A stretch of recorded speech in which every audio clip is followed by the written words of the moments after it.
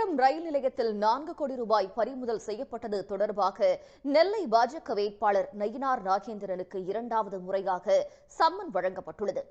தாம்பரம் திருச்சியில் சொத்து குவிப்பு வழக்கில் முன்னாள் சார் பதிவாளருக்கு 5 ஆண்டு சிறை தண்டனை விதித்த நீதிமன்றம் 100 கோடி ரூபாய் மதிப்பிருக்கும் சொத்துக்களை பறிமுதல் செய்ய உத்தரவிட்டுள்ளது.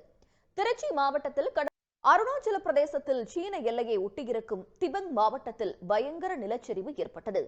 அருணாச்சல பிரதேசத்தில் நாடாளுமன்ற தேர்தலுக்கான பரப்புரை வாக்குப்பதிவு நடைபெறும் தொகுதிகளில் மட்டுமல்லாது சமூக வலைதளங்களிலும் தீவிரமாக நடைபெற்று வருகிறது. குறிப்பாக எக்ஸ், இன்ஸ்டாகிராம் போன்ற சமூக வலைதளங்களில் அடுத்தடுத்து வைரலாகும் வீடியோக்கள் இளம் தலைமுறையினர் மத்தியில் காங்கிரசுக்கு ஆதரவு பெருகியிருப்பதை காட்டுகின்றன. அது பற்றிய ஒரு தொகுப்பு. ஜம்மு காஷ்மீர் சிறப்பு அந்தஸ்து நீக்கத்தின் போது நாடாளுமன்றத்தில் பாஜகவிற்காக ஆவேச முழக்கமிட்டு புகழ்பெற்ற லடாக் எம்பி ஜம்யாங்கிற்கு மீண்டும் தேர்தலில் போட்டியிட வாய்ப்பு மறுக்கப்பட்டுள்ளது. செய்திகளில் தொடர்வது சிறிய இடைவேளை. உலகம் முழுவதும் நடந்த நிகழ்வுகளை துல்லியமாகவும் துரிதமாகவும் வழங்கும் விறுவிறு செய்திகள்.